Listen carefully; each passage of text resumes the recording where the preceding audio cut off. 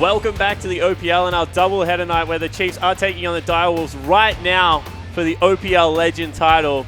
Atlas has confirmed with me during the break that whoever wins this game will win the set, Atlas. Yeah. It's pretty compelling. Yeah, they will win the set and they'll also win the title as well. I guarantee this. Yeah. That's how sure I am. That's how sure you are about this No particular doubt. piece of information. No doubt in my mind. That's good. So let's break down game number 2 and what we want to see differently. Game 1, we saw the triple Fantix bans we're used to seeing against the Direwolves. Game 2, Chiefs go away from it. Fantix makes them pay in a big way. Do they go back to the triple Fantix ban? Yes. Yeah, I believe so. I think Chiefs will want to go towards the standard comp. I don't know if they'll have. I don't know if they plan this far ahead to have another Olaf type comp for game 3. Oh, you think the Chiefs maybe, resting on their laurels would have been happy with a 2-0 today? Yeah, I reckon they got a 2-game plan. So I'm expecting to see something standard out of the Chiefs. But this is something we were really excited going into the last finals of, the Chiefs have not dropped a game. At that stage, they hadn't dropped a game with Ejim on their roster until they lost to your lineup with Claire filling in as that substitute role. Is that the question that you want more teams to start asking of the Chiefs? Like, when we take you to 3 games, do you have what it takes to bounce back? Definitely. I mean, it's what I call kind of the Chief effect, or it used to be called the Raider effect. But basically, those teams just get so scared playing them that they kind of just shut down. Even if they have opportunities, they don't take them because they assume that the Chiefs have somehow magically got the counter already lined up. And I think what we're seeing tonight is that there are some very real holes this season. And Direwolves have shown us that it's not impossible. Yeah, and I really want to go off that as well because, man, the Direwolves must be on cloud 9 right now. They will be losing their mind with how happy they are because they've just managed to take a game off the Chiefs, you being the only team that's been able to do it other than them up until this point over the last so many months. So they'll be losing it. And they also realize that this is a team that's fallible.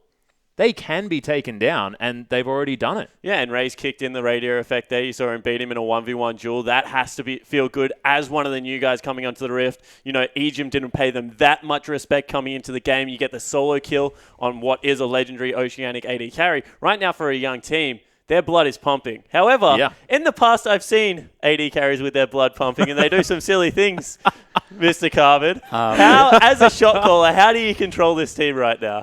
I mean, the big thing is just to make sure you have clear goals in mind. I like to set short-term goals and not so much long-term goals. Push this wave. Can we get this wave in? Can we get this camp? Can we get these wards down? As long as you're thinking in the now, for the most part, people won't go ham. It's you really need to make sure, especially with a young squad. You're 1-1, like you said, they'd be ecstatic right now. But you really need to make sure they concentrate. You haven't won yet, and to be honest, taking one game isn't enough. Yeah, that's exactly right. You have to win the next game to win the set. I have already told everyone that, look, you're going to win after you win this one, so that is a guarantee. But yeah, that's exactly right. And it is a lot of young players and a lot of new players to the OPL here as well, especially in that bottom lane. We saw, of course, Rays go off, managing to 1v1 Radio, and we'll see whether that has gone to his head just a little bit as we move into game number 3. Yeah, because I think that right now this is much a test for Direwolves as it is the Chiefs. We've been waiting for Fantix burst out game in the mid lane. He had so many good top lane performances in the first split and then was kind of not there in the second split. But the Direwolves as a team kind of always been a fringe team, right? They've never been the best. They've never been really even the second best. They're the third or the fourth best. For a very young team, this is an important match to prove that they have taken that next step. Split 1 of the OPL last year, I think that was second best. Were they actually, though? I know that they were in the grand final against a team. You are correct in that matter. But I'm going for the easy ones. You're just going for the low-hanging fruit now. This is deteriorating to that. But is this the next step for the Direwolves to prove that they're legitimate contenders in the Oceanic scene? Well, look, first of all, I think this is a great moment for Fantix. I mean, we've been complimenting this guy for so long, talking how great he is, and he's never really, put on that show that we. Yeah, I mean, constantly talking about how good this guy is, and he really yet kind of to show us for whatever reason. And I'm really glad that he just finally got that one good game and showed everyone, look, this is my best champion. Don't worry, guys, I will carry. Just support me, and that's exactly what he did. And I like the cool-headedness he kept.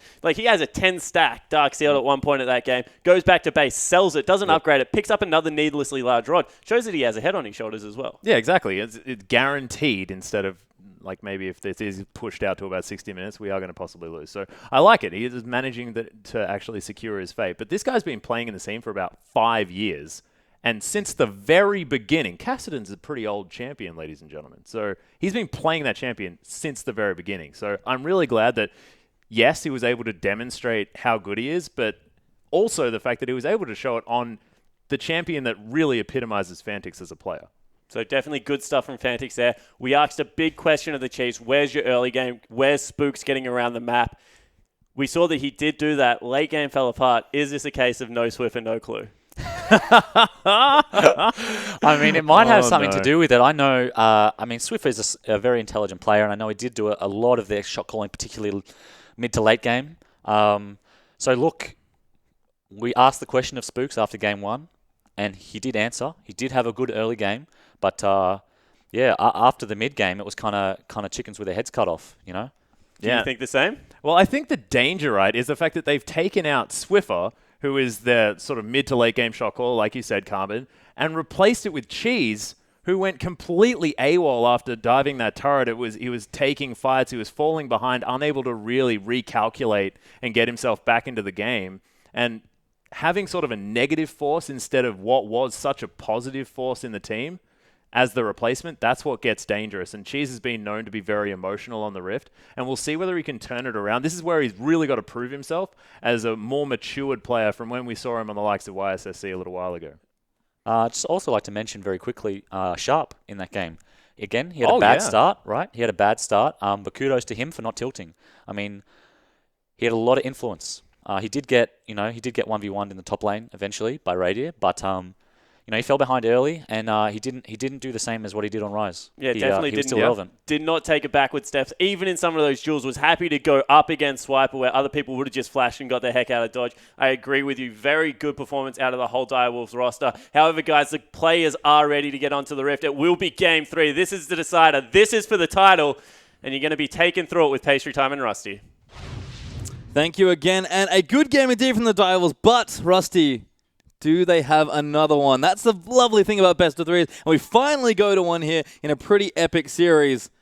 Direwolves, the actual real test. Winning, as Carvin said, winning one game's great, but it's not enough. And it's the title match, too. Of all times for the Direwolves to be doing this, it's right now. I think they have what it takes. And I'm pretty sure that coming off the back of a victory against Chiefs in Game 2, they're actually the ones that are now in a better position moving into this draft and this game. Yeah, momentum's a huge factor for sure, but we do have a draft to go through first. We'll swap sides once more. Chiefs on the blue, Direwolves on the red. And I think we've gone back to basics here. Twisted Fate instantly banned away. Yeah, so one thing I was going to address here is what do the Chiefs ban? Because they just got destroyed by a Kassadin. They always ban the Twisted Fate away from Fantix, so they obviously don't have a strategy to take that down. They are now going to have to ban the Kassadin, you would say, off first pick it themselves, but I'm worried if they actually play it at all. The other one is Gangplank, that they can actually flex that on the Direwolves between mid and top themselves. It also leaves like Rise. Yeah, and I've heard rumbles of the Fantix Gangplank. Apparently it's ridiculous. So Sharps. Yes, which is great. It's how good of a flex pick must it be when both your solos play GP of all things. But Poppy was banned by Direwolves. Yasuo is going to eat another ban there, another Fantix champion that we didn't get to see last game by the fact that it wasn't banned. But I think the desk had it right. Just get it out. We're back on blue side. Give us a good pick. You have to now. Onus is on you to ban the good champions, and we're just going to ban Fantix out again. Is it though? Do we I don't know? Well, there's Lulu. That Cheese or Swiper can play Gangplank or Rise? Because we've never seen it. We know that the Direwolves can, but I am not sold that the Chiefs can play these champions. I wonder if the Wolves are brave enough to leave it up and just see what happens. But we do have Lulu, like I said, banned away. The Chiefs are going to go for one more here. I believe Kassadin would mean history would hold here after game number 1, as with the 3 bans. Then there we go, Kassadin banned away. Yep, so they ban the Kassadin, and Direwolves actually the ones to ban that Lulu. There are now a lot of champions available to them. The question is, what do they ban as their last champion? Whether it's like a Trundle or an Alistar as an example. Deny one of the tank route options here away from the Chiefs. And I personally believe in banning away the Alistar, denying Ejim the one-soul tank role they have, because Swiper likes to go for the carry type of tops. Ooh, they actually banned Graves. So they will not touch GP or Rise or Lissandra, but they will take that jungler out, who's another very strong champion. Yeah. And this is sort of what Direwolves do to people's drafts. You warp them so much by having such a potent mid laner that's such a threat. And there's plenty open here for the Chiefs, but they only get one of these. Which one are they going to get? That's the question. Do they prioritize the Gangplank over the Tahm Kench or Lissandra? and give them over to the Direwolves, because you said it, the way that the Direwolves actually play their drafting phases out is all target bans. And it's going to be Gangplank, so I don't know who's going to get it, but it will be something that we're pretty positive the Chiefs can play, but definitely don't have maybe as much history. But the Direwolves now have plenty of options open. I had to suspect this with leaving so many good picks open. I don't think I'm going to go for Tom Kench Rise, but Tom Kench certainly a strong pick. We've seen a lot of Tom just do silly things. You would have to assume Tom Kench Lysandra as a first draft here, I think, from these guys. Honestly, it just does it all. Even consider Trundle, I guess, to an extent, to give that to Kuden. I think there's a lot of possibilities here for the Direwolves moving into this drafting phase. They could honestly even go the Zach and just pick it up in the first rotation themselves, because that was big. Yeah, I loved the Zach from Sybil. Really, just good compo, good play as well by him, and I think let the Direwolves apply so much more pressure and get those deep wards down, which made a world of difference, as we noted in that game. But only 10 seconds left now for the Direwolves to pick up these champions. And they're going to maybe slow things down. Tom Kench, Alistar, great first picks. Yeah, absolutely. We mentioned earlier they might want to get the Alistar away from E-Gym. So one of the big engage tools that the Chiefs would use primarily is now no longer theirs, and is in fact going to go to Kuden, who you wouldn't say is the most noted Alistar player. In fact, he's a Soraka player. It's a bit different from Woo. Yeah. But we'll see if he can woo his way with the cow. Edom, of course, a great Alistar play. We actually sort of didn't touch on that last game, but unfortunately for the Chiefs, comp didn't come together there versus the very big Kassadin. What are the Chiefs going to take here for 2 and 3? 25 seconds to make up their minds here for this one. And again, a lot open, but the Direwolves do leave their draft nice and flexible as well. It could be as simple as an Elise type of composition here from the Chiefs. They're working around a Gangplank, so You good at this? no. So there's a lot of poke that's already going to be there from Gangplank, regardless of what lane that it's going to be in. And this is also a flex, so Yes. it's pretty smart. I like this a lot, especially Raze's Corki looking real good, as Elise Corki are going to be the picks. I would not mind Raze taking Ezreal away from Radier, Yeah. because he's certainly prioritizing the champion. You already mentioned the Zac. Saw this matchup last game, could see it here again, but the Direwolves plenty of time to decide if these are the picks they want, and understandably it looks like they are going to counter pick mid lane. Of course, Sybil very comfortable, knowing exactly how to play the jungle matchup here against Spooks, and the champion matchup in particular. So whatever Sybil wants to go, he knows exactly how Spooks is going to play this out. And you're right, they should always be flexing that middle lane as their last pick, just because it's Fantix, and he's the one who's getting 3 bans against him anyway. Why not let him counterpick regardless? Yep. Also do want to make sure which soul lanes are going where, as the Direwolves are just ensuring all these last picks here. They are sold on the Zac, they'll pick it up, and they are going to take the Ezreal away, which could of course go to Fantix, which is a nice bit of extra. He has played it already in the Definitely could go to Fantix. They've got options here, Direwolves, and the immediate response from the Chiefs that I would imagine should complement the rest of their team composition would be a Thresh in a support role, ideally. They could go for a Trundle for a similar purpose, but I think extra pick would be ideal for the Chiefs right now. It's something else to help them go in, not just poke. I know that I think in general Ejim does like the Trundle into Ali matchup, so could see that here of course. Trundle, weirdly enough, a top tier support. Yeah. Who would have thought? 2016 welcome. It's very fun. But Chiefs do need to sort of sort things out here. They've hidden a lot of this draft, but they're going to have to give away wherever these champions are going. Because of course they could still technically actually just pick a bottom lane here. They could, yeah. We have no idea where Cheese is going to go. I'd be very curious to see Cheese actually play Back Corki. on the Corki. After game 2, I feel like he would not want to and might even default to something else, but Yep, there we okay. go. There's Gnar actually for Swiper, which is more of a tank into the top side. That should leave Cheese actually on the GP, and Janna actually picked up. So I heard EGM yesterday talking, when he was here on the desk, describing Trundle as the new Janna. So this is actual Janna now. Yeah, so he's gone away from the new one, back to the old faithful Janna that he's got here, and works quite well with Radier on this Corki, so a lot of damage in the bottom lane. They've got engaged from Swiper essentially in this top lane on the Gnar, can jump in and do his Mega Gnar things. Such an unfortunately named ultimate, just Gnar. Gnar. Yeah. But yeah, they've got a well-rounded team composition here, honestly, Chiefs. I feel like it's dangerous, the Direwolves. And how do the Direwolves round this out? Kuden having some fun, hovering a Zillion, I'm sure a favorite champion of his. But they are trying to figure out how they want to sort this all out. I think they do need some damage from Fantix in the mid lane, because they've got a pretty good tank line already. Actually, very good tank line, I'll say. But I have to think it is going to be Raze taking the Ezreal. And this is a pretty good time for a Victor. They are going to take it. Yeah, so they lock in the Victor. They know it's against a Gangplank, and very interesting dynamic to watch in this lane. I feel like Victor actually does have a lot of power here, but a low mobility champion, essentially, once the GP powers up, could present a couple issues here. Yep, you get caught in any CC and you are done. Yeah. But the nice thing about Victor is if people run at you and you can skirt the outskirts of the fight and Direwolves can use their own wombo combo, Victor will absolutely shrek people from almost any range. So we've kind of got the Sybil Fantic synergy again, just a bit of a different comp. Yeah, and we're looking at a wave clear heavy mid laner as well, which is the big thing that the Direwolves honestly needed to cement and round out their team composition in a strong manner. They've got magic damage to boot, and like that's just a really good composition. They're engaged, their front line. Their poke almost matches the Chiefs, just in a different way. Yeah, I think both teams have actually drafted really well here. I find it interesting that the Chiefs are going back to more team fighting with Swipe, which I think maybe is where they're a bit more comfortable. But for me, the question is always going to be mid lane here. Fenix had a great game. Cheese had a very good game 1, actually. And Cheese now has Gangplank. Yeah. We know Fenix is expected to perform, but he doesn't have a signature pick or a super strong pick.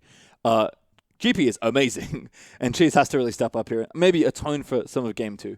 100%. We're looking at Cheese right now to be the big carry in this game. Swiper's going to facilitate with the Gnar this time, so a bit less in the carry direction, a lot more towards letting Cheese go off. Well, we'll see if he can do that, and if you think he can, then his team will win. Use hashtag CHF win, or if you think the Dials are going to take the OPL Legend title away, get in there with the hashtag DW win, and of course, hashtag IamOPL. If you're just generally talking on Twitter, or even with your win hashtags there as well. And it's nice to be going to Game 3, and this should be fun. I mean, it's first Game 3, I think, of the entire yes, it OPL, is. so lots of positives here. And Direwolves against the Chiefs, maybe not the game that everyone expected to be the first to go to 3. No. Very interesting to see how this one unfolds. Yeah, I think Carbon had the Chiefs at 2-1. Chiefs slated to win almost any match they enter, but they are threatened here by the Direwolves, who are going to move out of their base for the final time, as we actually are now at our last OPL game of the entire week, Rusty. And what a way to end it here. Our first Game 3 ever. And after 2 excellent games here between these two teams, we'll see who has the medal here to really move through and pick up a win. Because unfortunately, unlike the best of 2 format, or best of 1 format, you need to win the 2 games there. And you don't get any points at all. Helps Atlas with his predictions, to be fair. It does. That's true. He's much better at predictions now. The Game 3 only predictor, Atlas. Well, you can see just a bit of warding back and forth. So we're going to get shot, but he should be okay. And looks like standard lanes once again. I do like seeing these teams sort of go at it in their individual lane matchups. Strong players across the rift for both sides here. And once again, yeah, we'll look to mid lane as bottom lane are going to do their standard jungle starts. And it seems like both junglers are also starting on the same side. Like you mentioned in Game 2, favoring more of that top-to-bottom side style. Yeah, favoring their double lane, of course, the bot lane or AD carry support combo, which is generally in that bottom lane. So easier to start with your top lane and get a small leash, or depending on what Sharp started, potentially the biggest leash of your life, because it's Tahm Kench. Oh. No, never mind. Oh, well. Well, not this time. There's a bit of help there, but Sybil should be just fine here. Smiting them away. Sharp actually going to help quite a bit there, but go off to his lane, and Spook's going to start the blue buff now as well. So all going as predicted here in the early jungle stages, and Victor vs Gangplank. This should actually be one of the more passive lanes we've seen these two play. To an extent, yeah. I feel like Cheese is going to put a lot of emphasis on trying to poke him down with the Q, but it's possible for Fantix to match that with the Q of his own. Ooh, potential all-in. Ejim only level 1, but Radier stoning nicely. Razor gets a great trade back in. Shifts in as well. What a cheeky devil. He is. He wants to heal. Wow. Raze finally getting the Ezreal away from Radier. He played a great Corki in Game 1 despite the loss, and he's showing off this kid. Kuden can honestly try and flash engage here and look for an opportunity, because that's a heal and the potion gone from Direwolves. They're looking for level 3 first, ideally. And they could even force an early recall out of the Chiefs. That was just raw mechanics and hitting everything whilst dodging. Spooks and Sybil. Uh-oh. Cocoon lands in. Spook's going to get the proc, but Sybil actually flashes. Smart play there. Did not have the slingshot after the cancel. And Spooks will move in and start to get a bit more aggressive. Spook's not actually even going into the spider form, just forcing the flash by walking at him as a ranged human. Could have probably done a bit more damage than he did, but didn't need to overcommit needlessly. No, didn't. Fantix goes in for a nice trade, actually. Lands the laser in as well, so good Victor there from Fantix. This Cheese should be just fine. Doran's Ring versus Potion as Cheese does chug the last. And Spook's now invading his blue buff. Another smart play from the Chiefs jungler. Yeah, you call this middle lane non-aggressive. Well, I beg to differ based off the way Fantix is playing it.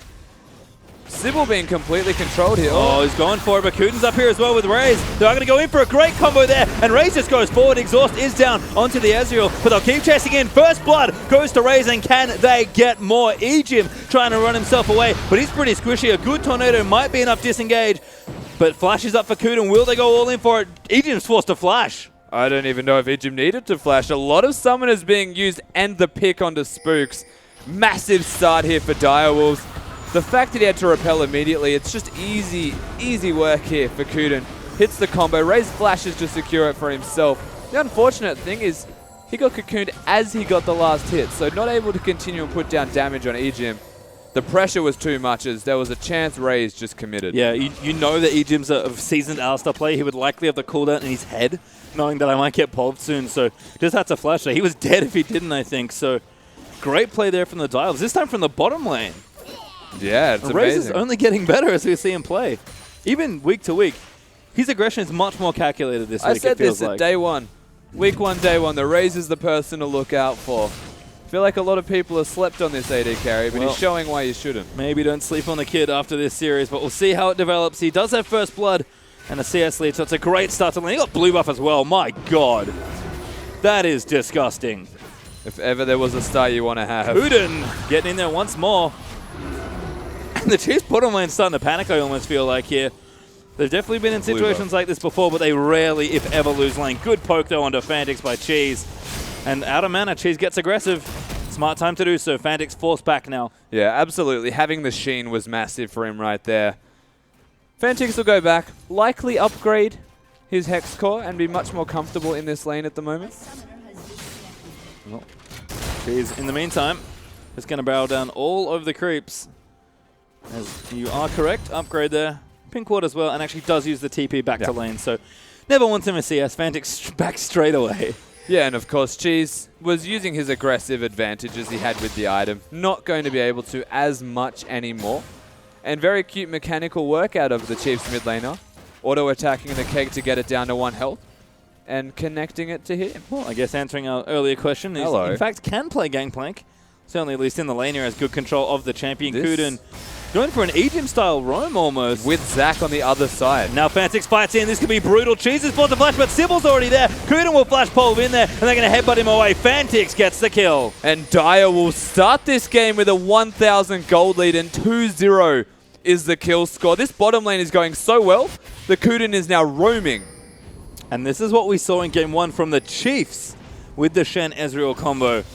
And Raze just playing back. He's got a tier. He's stacking it up. Shane's going to be on the way soon. Isn't a bit of a low point here for Ezreal power, but he's just fine after the kill he got. Sybil, oh, he does get the whoop as well. That's just rude. Even getting away and not getting cocooned by Spooks. This control now that you're feeling on the map, starting to pressure the Chiefs. Could be making forced errors soon here if this continues. Could be. And looks like Kuden is joining back in, so Raze has just kept up even on CS.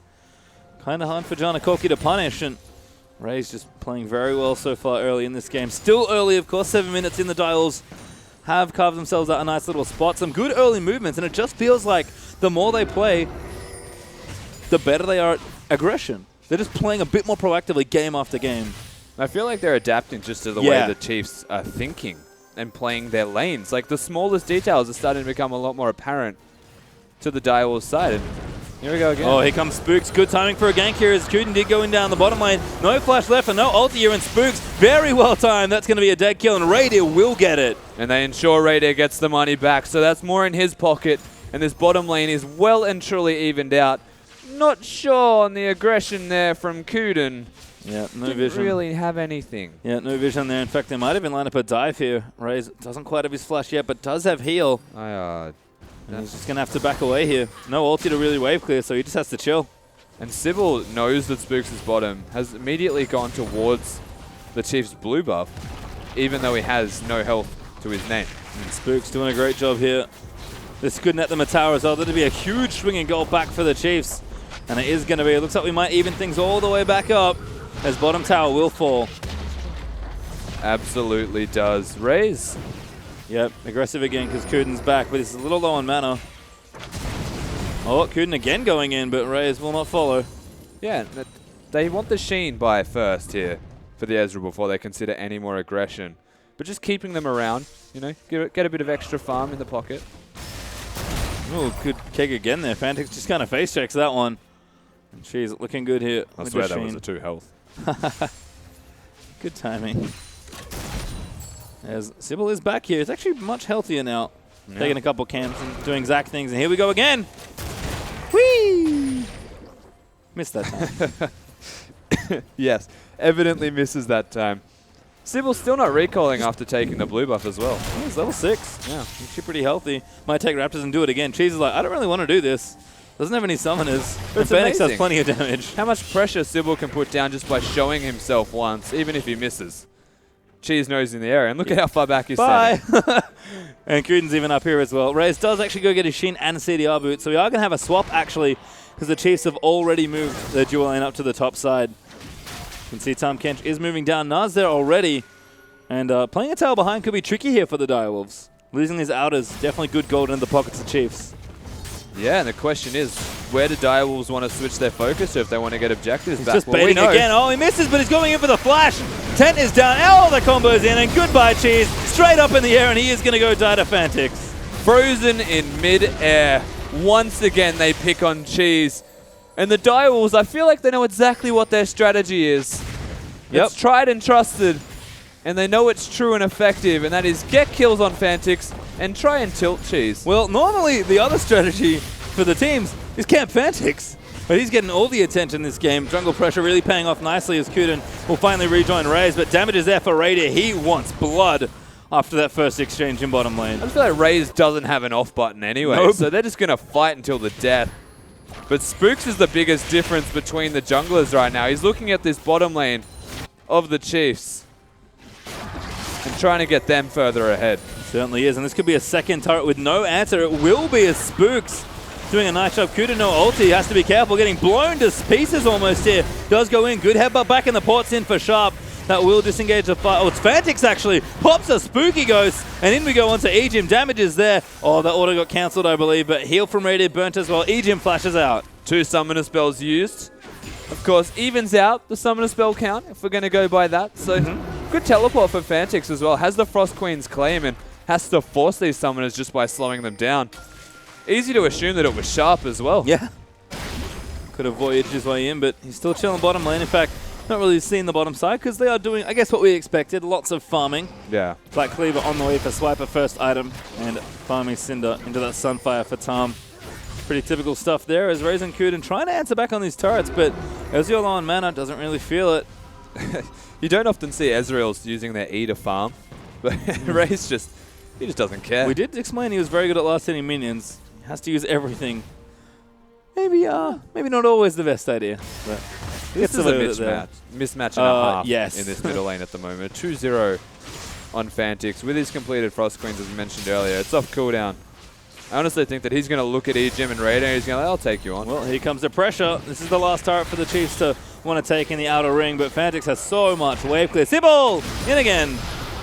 And he's just being annoying at this point. He's 2 levels ahead of Spooks because Spooks is spending all of his time focusing on Raider and Ejim, getting advantages around the map in gold, but all of the advantages has just put the gold to even. Yep. That's 2 turrets to 0 and the exact same gold score. Because look at the farm difference between Sybil and Spooks. Yeah, 55 to 31 is a huge discrepancy for the jungle. And here comes Kuden and Sybil. Nice flank, actually. Oh, Kuden. You've made a mistake. He did. Onto Spooks, forcing a flash. It's literally a jungler and a support. Here comes Swiper. Sybil does get knocked up, and here he goes. Meganar in, but the bounce is popped. Kuden trying to disrupt him, but Radier now shooting him in. The bounce actually lands in, and Fantix will cut them off at the pass. Aggressive, but well played by the Wolves. Absolutely well played by Sybil to get out with his life, knocking the Meganar into Kuden, who then pulverized him and headbutted him, then just walked away. Really good disengage strategies, and this is one of the strengths that you'll find of Zac. Yep, Zac a champion. We might be seeing a little bit more, but he's looked good pretty much every time we've seen him in the OPL so far. Gangplank ulti use bottom lane now. I've actually chosen the top laner, apparently. Currently hanging out against Sharp. And Ghost Pop, Radier's like, I don't like where this is going. Eats a laser to the face, and the Direwolves will take Dragon 1 once again. The Direwolves starting to feel on top of objectives and controlling the map. The natural response of the Chiefs They're heading gold now. is to go mid, yeah. And that's generally because they've got the outer turrets. Where else is a Raider to farm? Yeah. But, I mean, now Nas in the top lane. Sharp could find himself in a bit of strife. Cheese going to get himself eaten. And Sharp's like, nah. Oh, that flash. Very well done, sir. That's a tough wall to make it over, but he seems to show that he knows what he's doing here. Sharp could have been on a low light reel, puts himself in a comfortable position and gets out alive. And again, we're watching pressure from Swiper and Cheese. And now the starting gold starts to tick in as well. Ray's denying CS. That's how confident he is with this turret. Doing circles. He is just hanging out. Whee. Do the figure eight, man. Woo. Change it up. Go the other way. Counterclockwise. Oh, he's not listening. But does get what he wants. Shifts into an Essence Flux to recall into a brush. That is brave. I'm not even sure. It was so unnecessary. He also doesn't even recall in the bush. Has to, like, 3 times he tried to recall. Well, Rift Herald here will go to Swiper, I have to think. But good pick up there for the Chiefs. Bit of extra gold and bit of extra power for Swiper. Yeah, it's a free objective on the map for them to take. A bit of extra gold in Swiper's pocket, I believe, or Spooks' pocket. And he gets the buff for the minions to help lane control. And you're against the Sunfire Tarm Camp, so lane control is actually quite nice. And you can see with Radius still in this mid lane, which I guess makes sense, but they've not made any concerted effort for a siege. No. Because it's kind of hard to siege against Victor. Well, it's impossible. But Fantasy is actually doing damage to that turret because Cheese isn't there. Exactly, and even if Ejim's there to help Raider, they're still not going to be able to take the turret in the middle lane, you would have to say here, the Chiefs. Spook's putting a lot of effort on hanging around here, placing vision around here as well. But it's all to no avail. It's honestly just time wasted. And he's still so far behind in Oh, CS. God. His Spooks. Oh, Ray's been caught. Shifts out. Swiper, though, about to hit Mega. That's a good flash out from Ezreal. Swiper, though, does get the Summoner. Yeah, forcing the Summoner just by sitting in that bush is great work here from Swiper. I'm quite confused. I mean, I don't know if the minions were Rift Heralded. Herald buff. Yeah, I'm not sure how the interaction works, actually. But Raze should have seen that if they were. Well, I too don't busy recall. last hitting, a Sybil is going to go for it. Ejim's the target. Oh, what? That was a weird hitbox, but Sybil does not connect. I believe the Tornado cancelled the Zac jump, but you couldn't see the animation for it. And so Ejim just casually walks out. That's kind of cool. Yeah. Nice little NATO there from Ejim. As the Direwolves are looking to get aggressive around this mid lane. They can nail down a target. Phoenix should be able to burst them relatively quickly. And you can see we've got 2 different side lane pharmacy. Ooh, Sharp coming in. Trying to get the tongue down. Does not land. But we've got actually 2 side lanes now farming for the Chiefs. Direwolves really concentrating on this mid turret. That's just constant pressure. Sybil stole the red buff away from the Chiefs. Wow. He's now working around mid lane, just letting Fantix be. And Ejim's babysitting this turret now. This is a tough time for the Chiefs because they, I guess, need to get their GP farm. Cheese 0-2 in the lane to start things off. In a massive CS hole, actually, as I look down. Yeah. And again, this comes down to just making bad decisions here. They're not setting up vision to let anyone go in a side lane. They're forcing Raider to stay mid, and he's not even getting further ahead with his farm because Ezreal's 1v1ing Gnar in the top lane. And Chief, like, Oh, here we go. here we go, down to the bottom lane. Cheese, hello, you have some new friends. Kuden and Sharp going to group up, but Spooks and Ejim are here as well. Are going to go for the tongue. They do land it. Cheese will flash. Biles will not chase too far. Ulti just for some summoners. Good pressure there. Whee! Aww.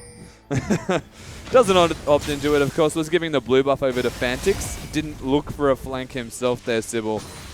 And they're just content. This is such a big decision-making error from the side of the Chiefs, but a good one from Direwolves to prolong the effect that this is causing. I would be so scared if I was Ejim.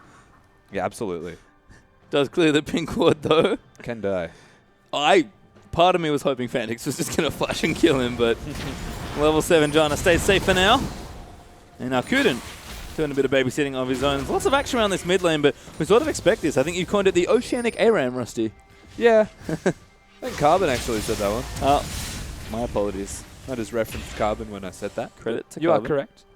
Well, you can see it makes sense, but these wave clear mid laners, especially that Fantix has just been sitting in his lane, making it a bit tricky. The farm is going well, though, with Sybil once again charging it up. Woo! And now GP pressure on the ult. turret. Yeah, GP ult to use. Sybil, ooh, a little low, but we'll be all right. Nice zoning there from the Yeah. GP, but Dial's going to just keep doing this. They can, and the question, as you did reference the Oceanic ARAM as it were called, what is the measure or the way to actually stop this from continuing to happen? What's the breaking point? And generally that's why a lot of teams ban Malphite, because you can just go. You can just break the siege or the stalemate that tends to happen here. Spooks? Really? That was... So aggressive. I don't even know if aggressive is the right word, Well- but we'll go with aggressive. Well, we will. Fantix, so does actually need to scale up a bit, but he's been sitting mid farming up an absolute storm. Yeah, ready to recall.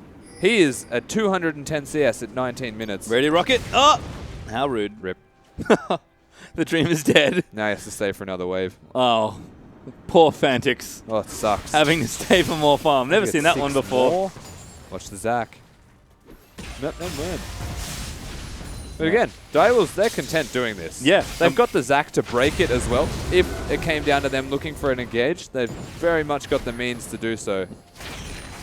And we've seen this from them in last game, even the game one where they were very far behind. Ready, whee! Just because it can. And what does perfection buy? Oh, there you go. Perfect hex score and a needlessly large rod. That is quite a power spike. Definitely is. And speaking of power spikes, Ezreal's just finished his Muramana. Just got it up to the max stacks at 19 minutes, so good timing there. And I believe got blue buff? I think maybe so. Sharp does use the ulti in top side. Returning to the lane. No, he is. Dragon again for the Dial is really on top of this objective. Pressure from Chiefs in mid though. Dragon does go down. Raised to the bottom lane now. As Rady did get blue buff actually. We saw that exchange earlier. Yeah. But as much pressure as the Chiefs try and place on mid, as long as Fantix is there, they're not going to be able to take the turret. Nope. And Fantix is now very strong. Some of those more... Oh, down bottom side actually. Cheese could be a 1v1 to get Raze with the outplay. The young mechanical AD carry for the Direwolves comes up massive again.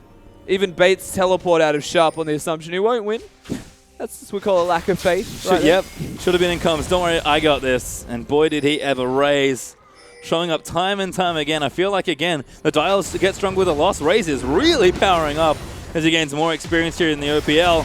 And Dials might just zone them off this turret. Silver can maybe tank it. Thunderlord's proc there. Silver, uh-oh. Bad news, Bears. Taking too much damage. But this is Zac, he'll be okay. And here's Sharp, just to make sure. Well timed, actually, from Sharp to be here. Should be able to help defend the turret, where otherwise Sybil had to recall. But he's just going to go farm Raptors. I mean, So not looking for a fight anytime soon is the point you can make from that. good regen, of course, from the Zac. We saw that a bit from Sybil before. Hitting level 6, staying in the jungle to apply more pressure. And he's farmed up really well. Still 30 CS ahead. A Swiper in the top side trying to make the difference. Looks like Sterix might be the second item here. And Swiper's actually does a decent amount of damage, but as far as team fights go, he's not that tanky. No. Slash tanky at all. He's not going to be tanky as such, but he's got a lot of base health. Sharp's here. Hello. Quiet Taste. Nope. No proc. Tongue Lash out of range, but Swiper will burn the flash. And Raze is collecting so much free farm just based on the movement. This game has been very intricate as far as moving around for farm goes, except for Fantix, who literally gets to sit mid and farm all day. Well, to be fair, Raider's the mid laner at the moment as Yes. well. He's just got a support sitting with him because, again, there's nowhere for them to go. Gets aggressive. Kuden does have ulti, but that's about it, really. Fantix, I think, went to go get blue. And Cheese did pressure bottom side, so Chief's starting to get a bit more aggressive. Top side does fall, though. Raze finally equalizes the turret advantage, and Dials are still 2,000 gold ahead. And now we're going to have a fight. Oh, Spooks, good flash out. Sybil blocked once again by the Nado, and here comes Cheese. Big barrel play, but it's just under the tanks. The teleport is going to come in for Swiper, though. Sybil is going to bounce around and try and buy his team some time. Does he have a flash? He does not, but he slingshots out to safety, and Raze is going to try and snipe in there. Fantix got exhausted already. The Chiefs burnt so much there and got nothing. A lot was used, and to no avail, as Raze and Fantix are still around and with high health. There's nothing that the Chiefs will be able to do right now, and they just have to go back and recall. Again, every single time they try and do something, it's answered. And look at the difference in farm. It's ridiculous. Fantix casually up 70 CS on his lane opponent. And this is all just decision-making from the Chiefs and lane assignments at the moment. Just kick Raider out of mid. So get out. Oh, Agent poke down Raze, getting real aggressive, actually. Might be really trying to show off Raze. Not going to go in straight for it, but does shift out. as Rady Valkyrie's in, but that was almost another 1v1. And he just auto-attacked it. Ulti. Oh, Got nails him. it! And now a fight breaks out, but Rady's caught out of position. Raze over the top, great positioning there, and he's going to get the double. He will die for it. But the mechanics on this kid cannot be understated as Sybil's diving in the tower. Fantix might be able to block them off, puts down the gravity field. Cheese is here. Great auto on the barrel from Fantix in the middle of it. And Dials, I said already, they're showing off today. Oh my god, he just went onto the turret? He's got passive, whatever, man. Whee! Yeah, Fantix again, he's so on top of this gangplank. Not a single keg has really been able to explode thus far. And there is no answer from the Chiefs right now. This is a commanding Direwolves side that is slowly growing that gold lead further. 3,500 gold up now. I feel like we saw a bit of this style last year from the Direwolves with a different roster. But they snowballed again. It's, again, they play so patient. Yeah. But they're not messing around this game. They are still making sure they solidify their lead. They're just doing it at the tempo that suits them. And with the way they're playing right now, I cannot blame them. But this is the Raze show at the moment. It is. That's all we're seeing right now. It's just the Ezreal who decides to be over-aggressive and makes it work every single time. You already said it. This kid is good. Level 14 now for Raze. Once again, taking that empty lane farm. Keeping up nicely with Radio. Absolutely went savage on the CS in game 1. But that's Fantix's turn this time around, who, as always, immaculate CSing. He is so much farm. Like, it's ridiculous. Yeah. He is 40 ahead of the clock. Like, he's taking Raptors. I'm sure he's taking Wolves where he can. Probably taking enemy Raptors at this stage, and he doesn't miss a single farm in the lane. And this, like, I'm legitimately confused. They just rate her as a mid laner. Yes, apparently. Once upon a time he was. But now Cheesy's like permanent side lane. So they're running 1-3-1 the entire time, Chiefs, because they're running a double teleport comp. And that's fine if that's your strategy, right? But in every lane where they're the one member, they're not actually gaining anything. So these two are just going to butt heads constantly. And I honestly believe that Raze is capable of 1v1ing Cheese. I think so too. A Swiper is going to get a bit aggressive. Sharp though, might just eat him. This could be hilarious. Oh, no. Do it. Tongue lash. Oh, please. No. Eat him. Oh, ulti. Swiper not going to get eaten. I just assumed that he would like stick all the way out his body. You want to see a Mega Gnar inside his stomach. And then he goes mini and like, that's weird. I don't know what that is. It'd be cool if Tahm Kench got bigger based off what was inside his stomach. Like wouldn't you it actually had to just? carry the Yeah, like bigger and size of the slower. model. Yeah, that would be cool. We get slower. Imagine trying to carry like 5,000 HP Zac. That would be I glorious. mean, he's gelatinous, so he might be a little lighter than normal, but... Step aside Baron. Oh man, if you eat Baron, Champion literally just dies. That hitbox, though. Like, you could play like a hide under the Tahm Kench strategy. You eat your ally, Zac, and just the rest of them just hide underneath you. Just scuttle along. Ooh, catch on the Fantix perhaps. Damage is coming in. Rady, though, going to get punted out by Kuden as Dragon does go over to the Wolves once again. That's 3 Kuden. He's going to need the speed to get out of this one. But Fantix will blow the flash and stay safe. Chiefs, though, nice little pick. All I'm saying is that Raze is still trying to fight Cheese in this bottom lane. He has half health.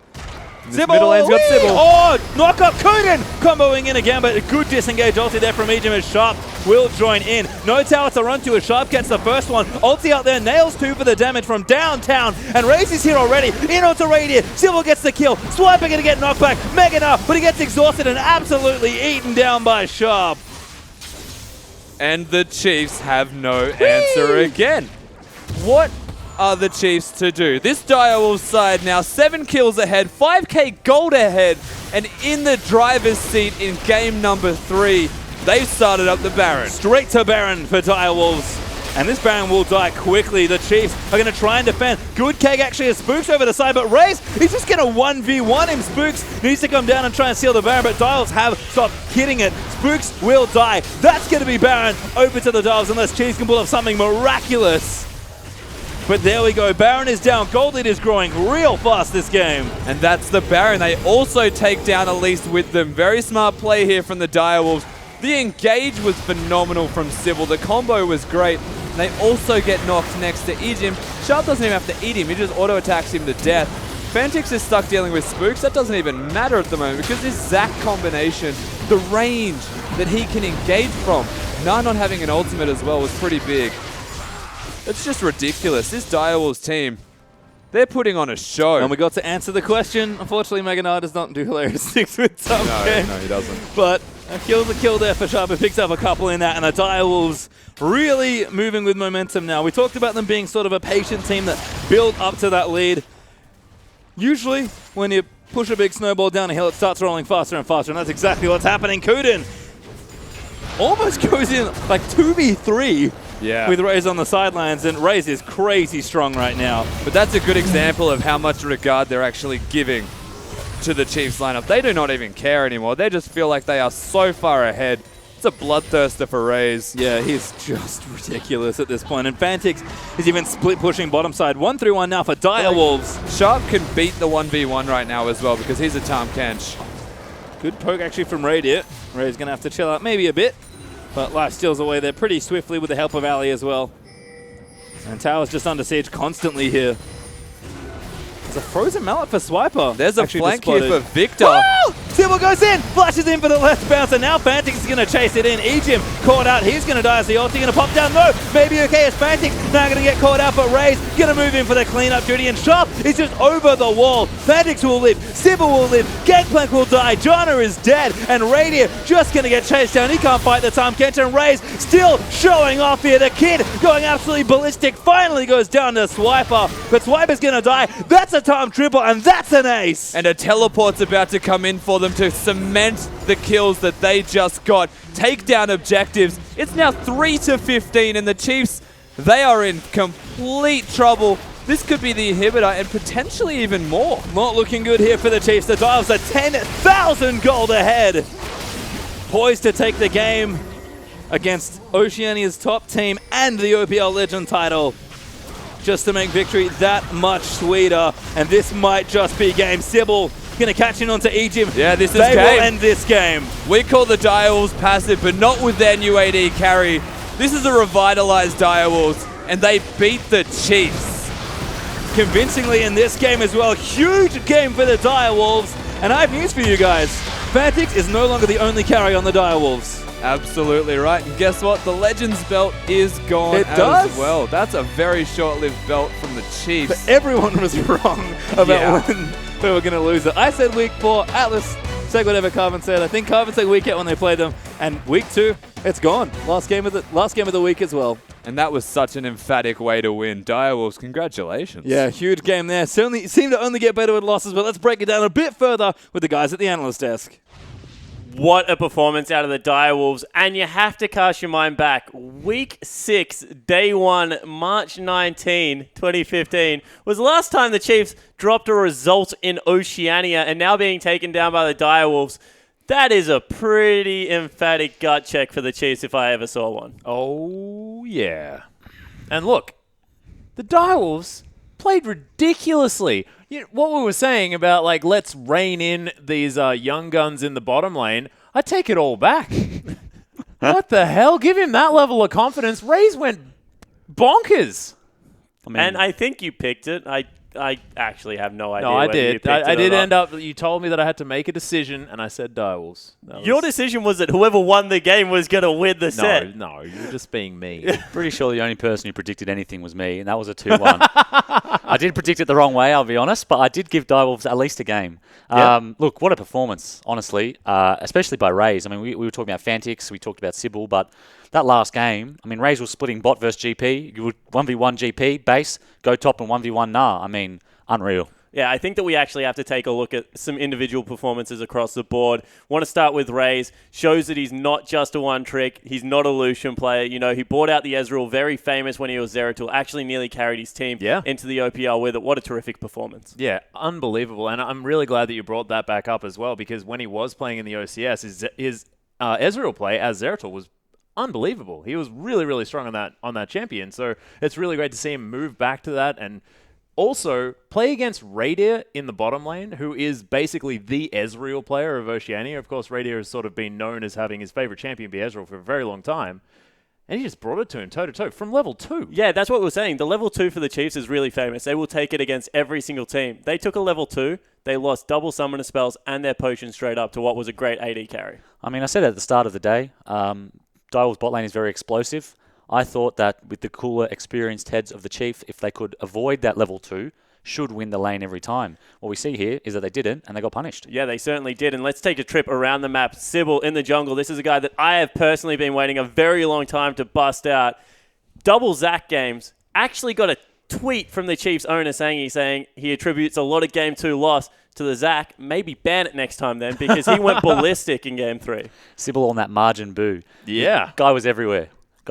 Stretch Armstrong definitely making work happen. And I'm honestly a little bit awestruck by what the Dials were able to do. But one thing I do want to say is it's something that you mentioned earlier, Carbon, is the fact that the Chiefs may not have even planned for a game number 3 because their draft looked a bit strange. The gangplank just flat out didn't work there in the mid lane. Perfection just was all over the top of it. And could it be some disorganization? Maybe? And that's Full where I mid-beast. kind of want to full mid-beast. That's where I kind of want to end like the night. Where does this take the Chiefs from here? They've just dropped a game in week 2.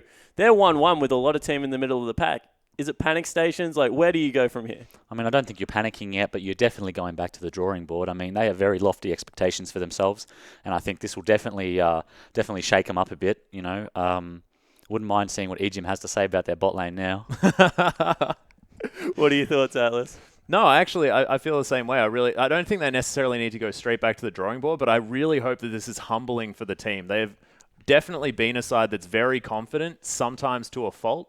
And so we'll see whether this is actually going to bring them down off the high horse, maybe like get back, do some grunt work and get back into it.